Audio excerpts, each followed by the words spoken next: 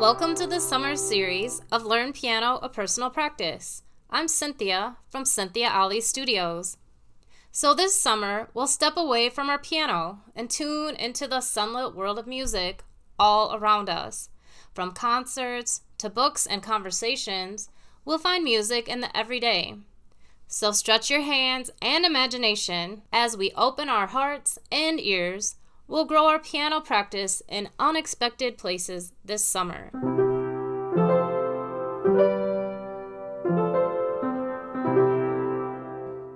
Today, I'm excited to talk to you about our latest book club pick, The Little Chronicle of Magdalena Bach by Esther Meynell.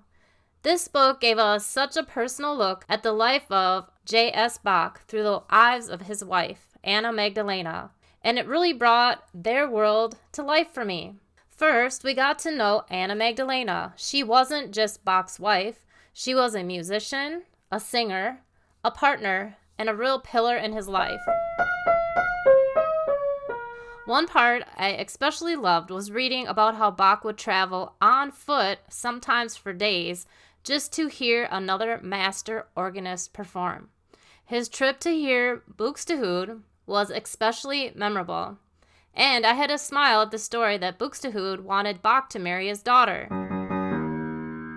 Bach politely declined, but the whole idea of making that journey just to soak up the music, I found that so inspiring. It was fun hearing about all the pieces in the book that they mentioned, such as the minuet in G,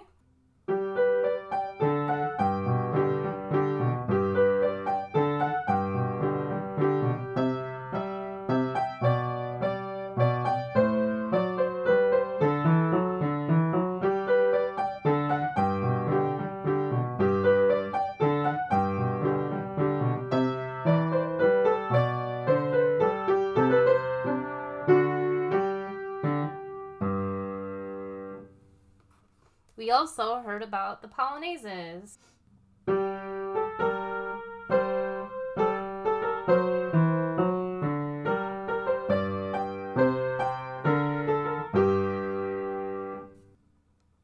And the march in G major. And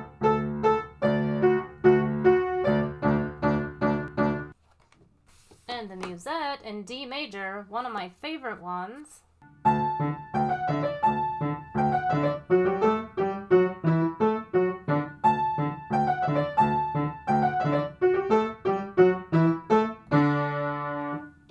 Anna Magdalena Bach was a singer, so in the green book that Bach bought her, the Anna Magdalena Bach notebook, there is a piece called the aria, and the piano part is like this.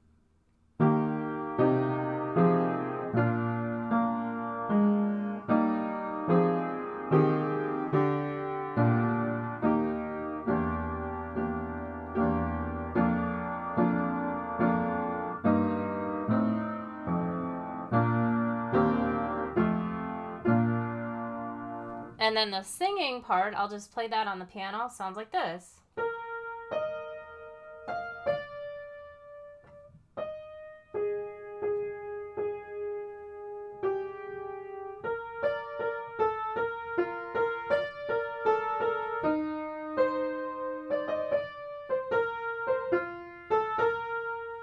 And you can just imagine Anna Magdalena singing that piece in the living room at their home.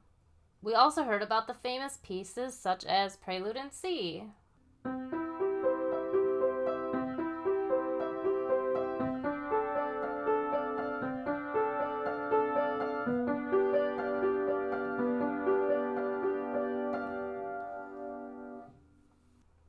This book opened our ears to many songs that Bach wrote. I often would look at YouTube to find the pieces that they mentioned, like Invention No. 1 in C major, the Gavotte from the French Suites, and the Bourrée in E minor. So many pieces. I also want to pause here for a moment because the Well-Tempered Clavier was such an important collection that was mentioned. This was a turning point for Bach. Bach helped introduce the equal temperament tuning and even change the way we play piano. He was the first to introduce the thumb in the scale. The the modern way of playing scales. Before, they didn't use the thumb. Can you even imagine that? We owe Bach the credit for our scales that we play today. Something else stood out to me while reading this book: how much Bach relied on patrons. These were the princes, dukes, and even city councils that funded his work. He would not have been able to live his life as a musician without them. Prince Leopold of Anhalt-Köthen was one of the most important patrons during his time as a Kapellmeister. And later on, the city of Leipzig supported him when he was the music director there. Without those kinds of relationships and support, he would not have been able to leave the legacy that he did. So what do you think about Bach's work? Would it have changed without that support from the patrons? And how can we compare it to how musicians seek support today? Bach also worked at several churches in Leipzig as a music director. He wrote music every single week, directed choirs, and also trained students. He even brought students into his home, and it was mentioned that even some lived with him for a time. I can only imagine the energy and dedication that all that took. A lot of the sacred works that we love so much today were shaped during this period of time. One thing that I did that was super fun while we were reading this book is I actually went to the special Bach Society event in West St. Paul where they talked about Anna Magdalena, and we were able to hear about her life, her relationship with Bach, and also about her children. And the organist from the church even played many pieces written by Bach, which was really amazing. There is one story in the book that I can't forget. Bach handed Anna Magdalena a green leather-bound notebook called the Notebook for Anna Magdalena Bach with gold writing and said 1722.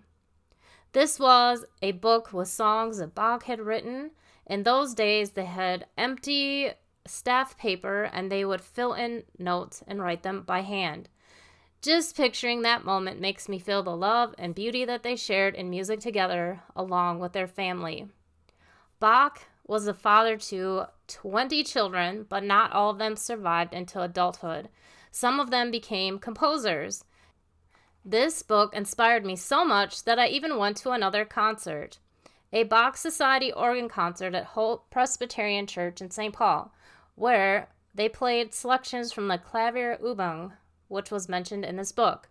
After months of reading, listening, and reflecting, I've never felt more connected to Bach's music. It's like it's alive now in a new way, and I can carry it with me. Imagine hearing that beautiful organ music in the Hope Presbyterian Church, those deep sounds of the pipes filling the entire room, and the amazing passages woven so beautifully together. Bach was alive for me for that moment.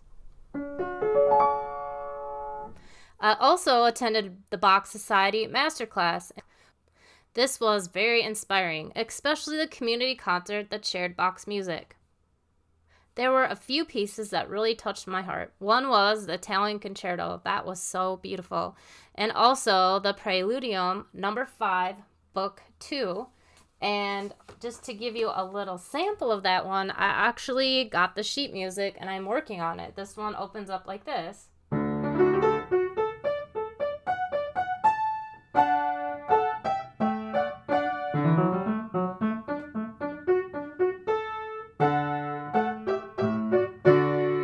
That is the opening, and I have much work to do before I learn the entire piece, but it is a good summer challenge for me.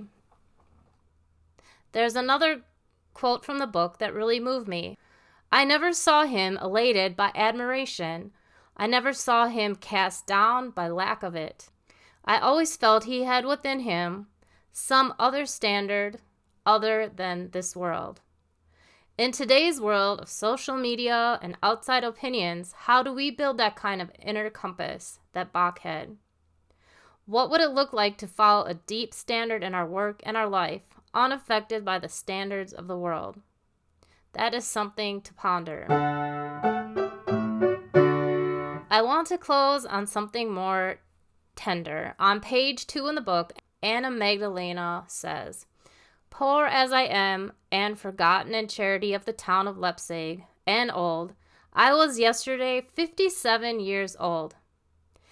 It broke my heart a little that Bach, who gave so much to the world, died poor, and Anna Magdalena was left with almost nothing.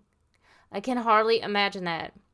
But I like to believe that even though she didn't have money or fame, she felt very rich and wealthy in spirit. I imagine her heart was full of all kinds of music and beautiful memories of all the life that they had shared together.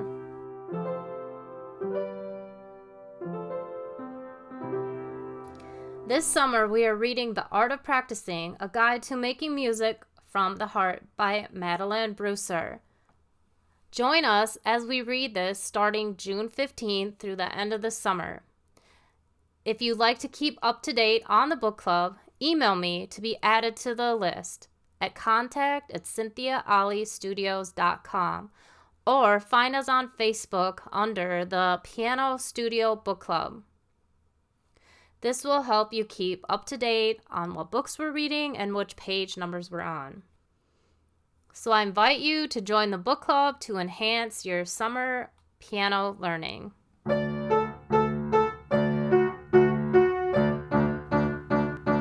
Next Monday, we're back with another episode. We'll follow the rhythm and sounds that move my musical life. I hear the birds singing in my garden and feel the rhythm in the waves at the beach. Until then, tune your ears to the musical world around you. If you're really listening, you'll find music everywhere.